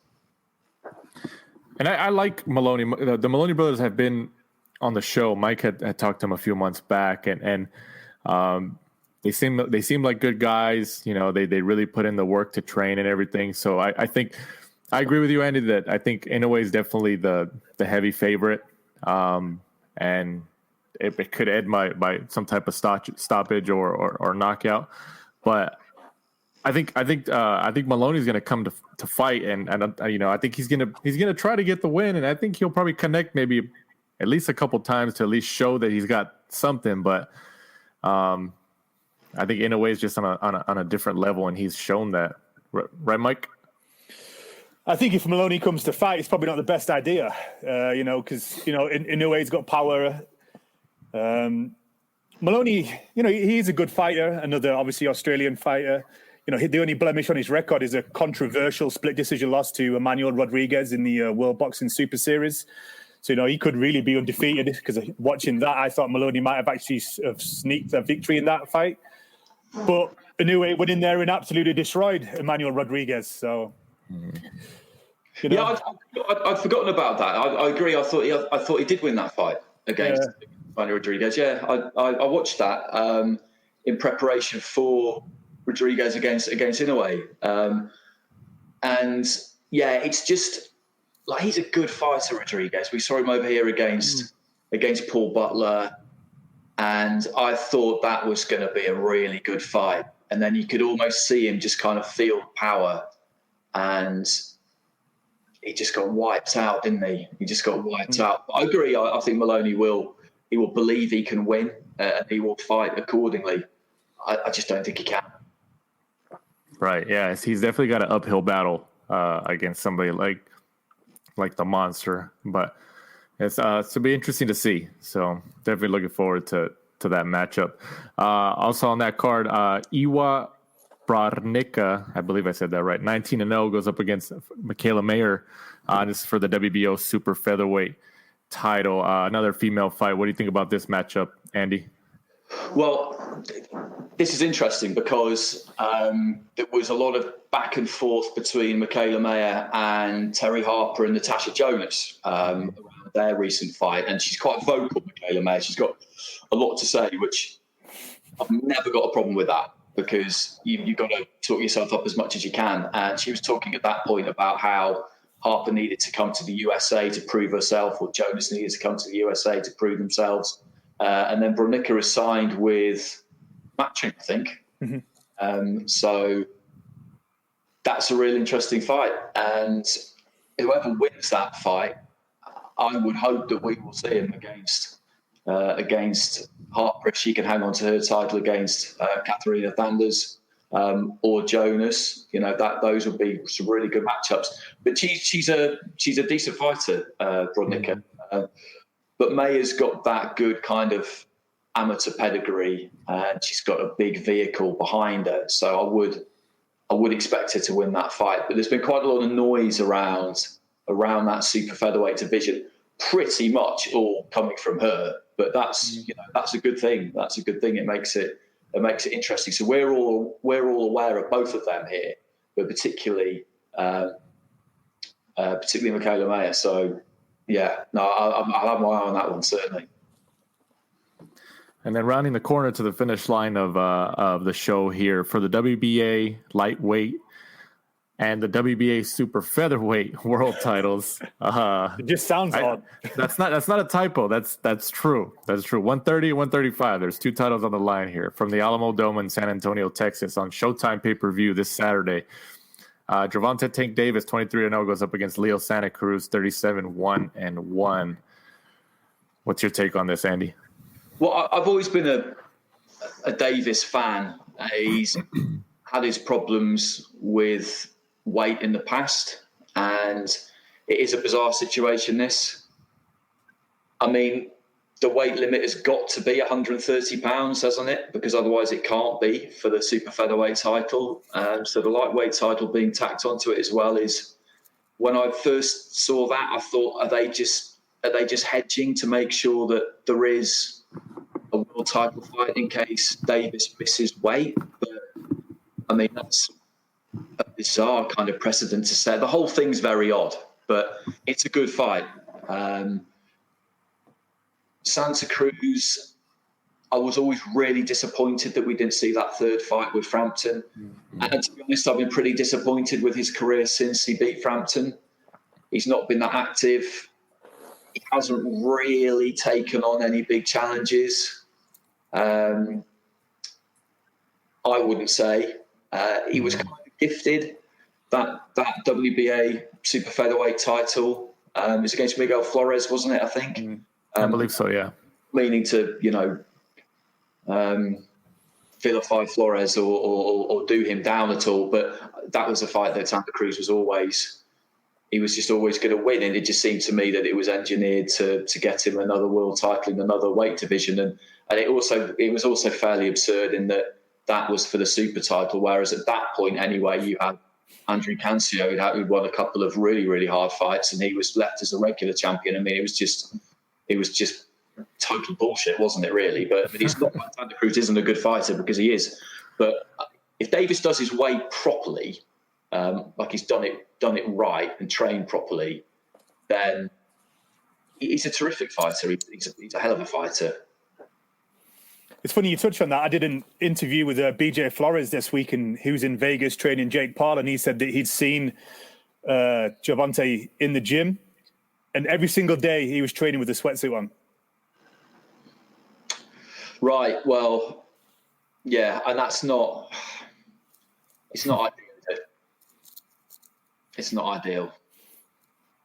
I just don't see how Santa Cruz can take the power of Davis. Like, I don't see it. Tank is a big boy. He like, we thought he moved up to 135. Like, oh, okay, well, he was having trouble making 130, 135, but he's already shown that even 135 he's had trouble.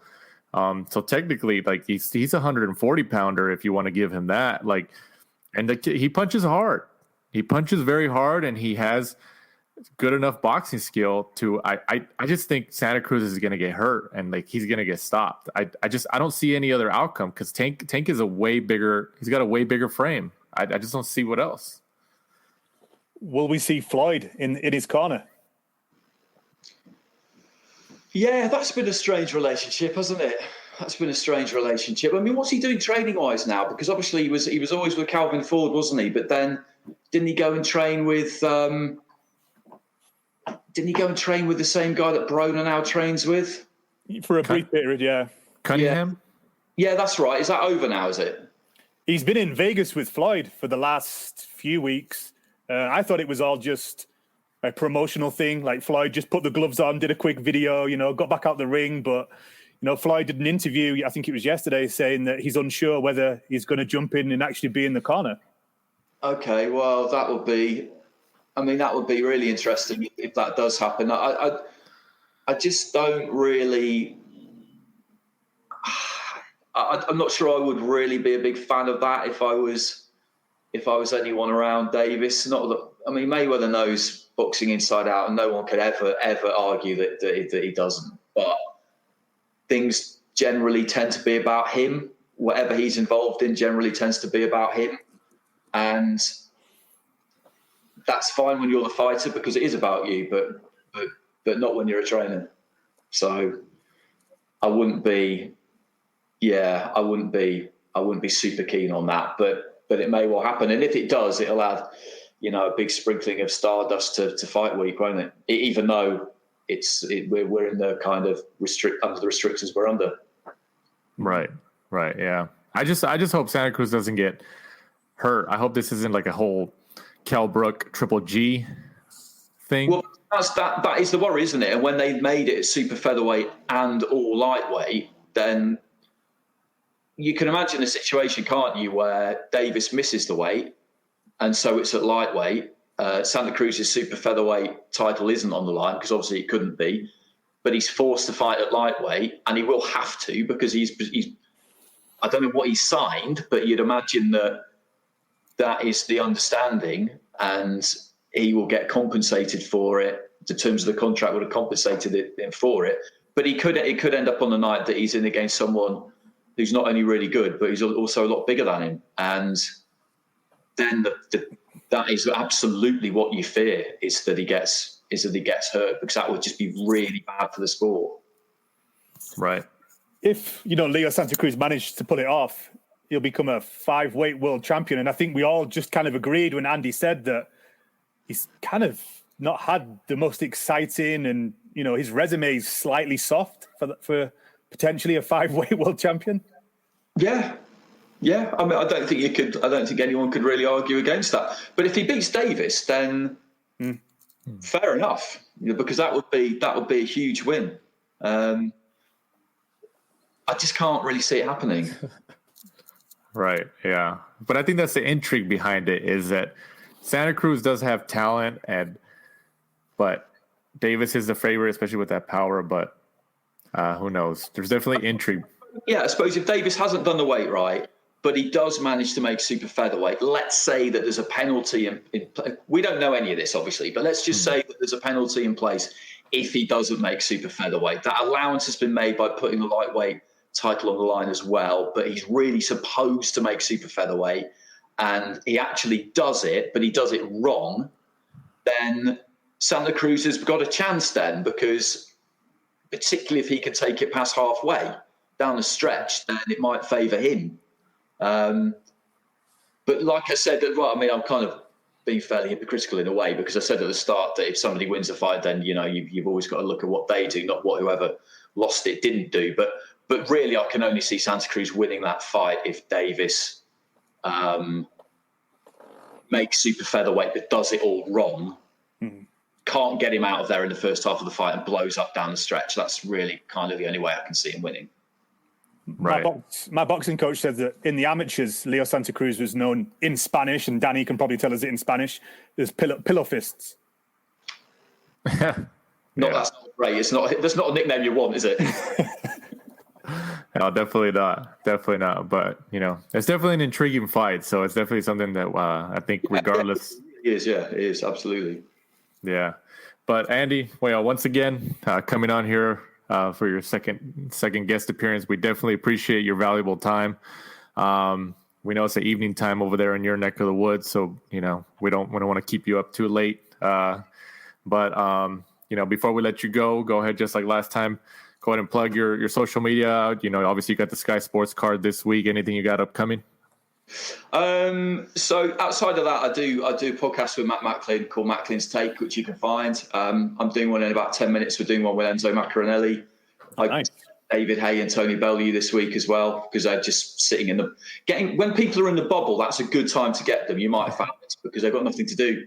So hoping to grab those two during the week. You can find that you can find that on any of the major platforms. That's about it, really. That's about it. But thanks for, it's always good fun. I always enjoy chatting to you too. Absolutely. And before we disconnect here, Mike, go ahead and let our listeners know where they can find us. But at The Last Round 12 on Twitter and Instagram, and obviously join us next week. We'll be reviewing all those big fights. And Andy, if I could request, could you get some more journeymen and people like that on Macklin's Take? One of my favorite episodes is Cello Renda. Cello, yeah, I know Cello quite well. He's a boxing coach at a charity called Boxing Futures that I'm an ambassador for.